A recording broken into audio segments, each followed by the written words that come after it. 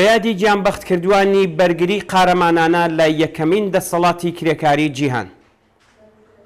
ڕۆژانی 22 تا 29 مانگی مەی واتە حەوتووی یەکەمی مانگی جۆزەردان ساڵوەگەری سەرکوتی خوێناوی یەکەمین دەوڵەتی کرێکاری جیهانە لەلایەن بورژوازی فەڕەنسە و هێزە کۆنەپەرستەکانی گشت ئوروپاوە. خۆراگری کۆمەنارەکان لە بەرامبەر هێرشی هاوبەشی ئارتەشی بورژوازی فەڕەنسە و دەوڵەتی پرۆس لە ڕۆژی 22 مانگی مەی ساڵی 1871 زاینیەوە دەستی پێکردو بۆ ماوەی یەک هەفتە درێژەی بوو. بەرەیەکی ئەم شەڕە نابەرابەرە ئارتەشی پرچەکی پرۆس و هێزەکانی تازە ڕێکخراوی بورژوازی فەڕەنسە بوون کە لەلایەن گشت بورژوازیەوە پشتیوانیان لێ دەکرا. بەرەکەی دیکەش کرێکارانی چەکداری ناو گاردی ملی بوون کە ئەگەرچی کەمترین کەرەستەی جەنگیان لە اختیاردا بوو، بەڵام خاوەنورەی خۆراگری گیان فدایانە بوون بۆ دیفاع لە دەستکەوتە ئینسانیەکانیان. سپای کرێکاران بۆ ماوەی یەک هەفتە لە شاری پاریس دفاعی کرد و پاشدانی پتر لە 17,000 قوربانی دوایین مقاومەتەکانی لە تەپکی ناسراو بە قوربانیان لە ناوەندی پاریس تێکشکێنرا. بورژوازی فەڕەنسە بە نیشانەی ئەم سەرکەوتنە لە شوێنی دوایین سەنگەرەکانی مقاومەتی داکۆکیکارانی کۆمۆن کلیسایەکی گەورەی کردەوە. لەسەر دەرگای ئەم کلیسایە نووسراوە ئەم شوێنە بە نیشانەی سەرکەوتنی دین بەسەر کفردا کراوەتەوە تا تاوانەکانی کۆمۆنی پاریس ببەخشرێ. بەڵام بورژوازی فەڕەنسە لە هەمان حاڵدا بەو کارەی یادگاری مقاومەتی کۆمۆنارەکانی لەسەر تەپکی قوربانیان بۆ هەمیشە هێشتەوە. کرێکارانی پاریس بەرەبەیانی ڕۆژی 18 مارس وێڕای ڕاونانی ئەرتەشی شکست خواردووی بورژوازی فەڕەنسە بەڕێوەبردننی کاروباریان بەدەستەوە گرت و یەکەمین دەسەڵاتی کرێکاری جیهانیان پایەڕەژی کرد. ئەوان هەروەها بە پێکهێنانی گاردی ملی پێشڕەوی سپای هێرشبەریان لە پشت دەروازەکانی پاریس ڕاگرت.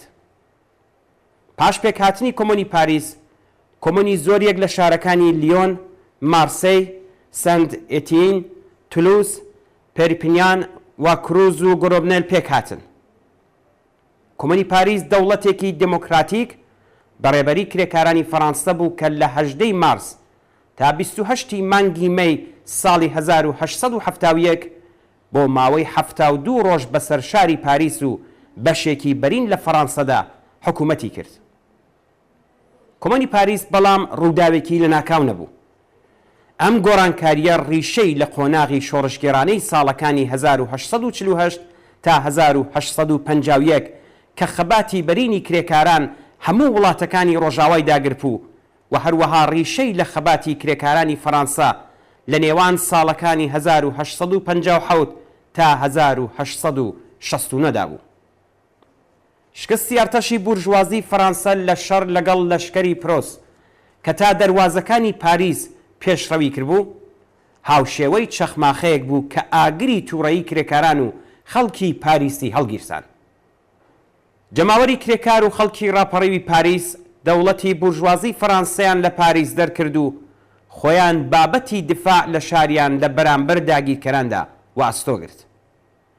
دەوڵەتی هەڵاتوو کە تا دوێنێ لەگەڵ دەوڵەتی پرۆس خەریکی شەڕ بوو بە هاوکاری ئەرتەشی پرۆس پیلانگێڕی هاوبەشی خۆیان دژ بە کرێکارانی ڕاپەڕی و دەست پێ کرد. لە هەنگاوی یەکەمدا پرۆسیەکان 60,000 دیلی شەڕی فەڕەنسەیان ئازاد کرد و تەحویلی دەوڵەتی هەڵاتوویان داوە و لە دووبارە نوێژنکردنەوەی ئەرتەشی شکست خوارد و یارمەتیاندان. سەرنجام دەوڵەتی بورژوازی فەڕەنسە بە هاوکاری ئەرتەشی پرۆس هێرشیان کردە سەر پاریس. کۆمەنارەکانی پاریس خۆراگریەکی گیان فدانەیان دەست پێ کرد، بەڵام سەرنجام پاش یەک حەوتوو لە نەبەردێکی لە بواری نزامیەوە نابەرابەردا شکستیان خوارد. لە ماوەیەکی کوورتدا دەیان هەزار کرێکار لە شەقامەکانی پاریس قەس و عام کران. بەم جۆرە بوو کە بورژوازی فەڕەنسە تۆڵەی خۆی لە کرێکارانی ڕاپەڕی و کردەوە و یەکەمین ئەزموونی شۆڕشی کرێکاری جیهان شکستی خوارد. پاش ئەم ڕووداوە پاریس بۆ ماوەی 5 ساڵ لە ژێر حکوومەتی نظامیدا مایەوە. کۆمۆنی پاریس یەکەمین حکوومەتی کرێکاری جیهان و خوڵقێنەری دەوڵەتێک بوو کە ئەگەر سەرکەوتنەکەی درێژەی بواە چینی کرێکار دەیتوانی هەنگاوەکانی دواتر لە پێناو دامەزراندنی کۆمەڵگای کۆمۆنیستیدا پتەوتر هەڵگرێ. کۆمۆن شکڵێکی مێژووی و دیاریکراو لە دەوڵەت بە کۆمەڵێک تایبەتمەندیەوە بوو.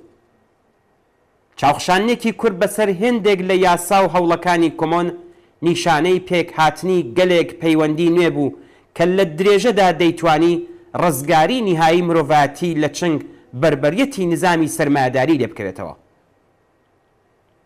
ئەرتەشی پیشەیی هەڵدەوەشێتەوە و کاروباری نظامی بەدەست خەڵکی چەکدار دەست پێدرێ.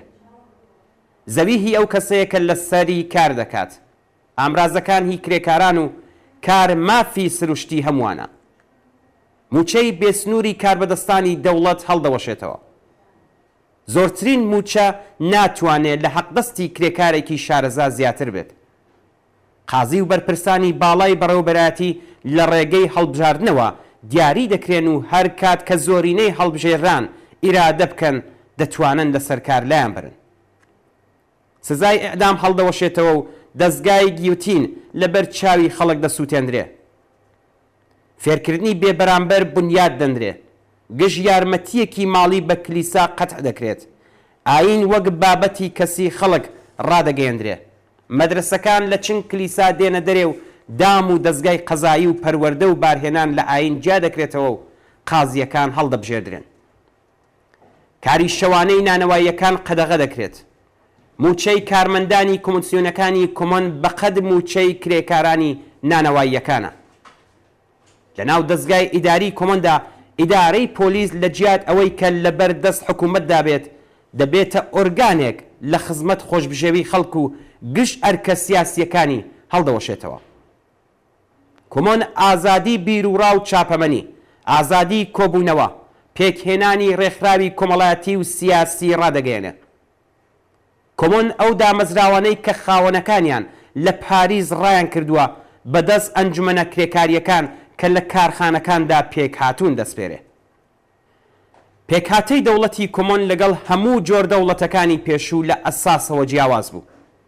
کۆمۆن لە کەسانێک پێک دەهات کە لە گەڕەکە جۆراو جۆرەکان لە خوارەوە بەرەو سەر هەڵبژێردرا بوون. کومیتەی ناوەندی کۆمۆنی پاریز واتە شۆڕای کۆمۆن 92 ئەندامی هەبوو و بە حکمی یاسای پەسەندکراو هەر کات کە زۆرینەی هەڵبژێران ئیرادەیان کردبایە دەیان توانی هەر کام لەوان لە سارکار لابرن. ئەم کومیتەیە هەم داڕێژەری یاسا بوو و هەم بەڕێوەبەری یاسا. کۆمۆنی پاریز ئەگەرچی پتر لە 72 ڕۆژی نەخایاند و بورژوازی لە ناو خوێنی کۆمۆنەرەکاندا نقمی کرد، بەڵام خاڵە بەهێز و لاوازەکانی و دەرس و ئەزمونەکانی دەستکەوتی چینی کرێکارن لە نەبەردە چارە نووسسازەکانی داهاتوودا کە هێستاش لە بەردەم ئەم چینەدان.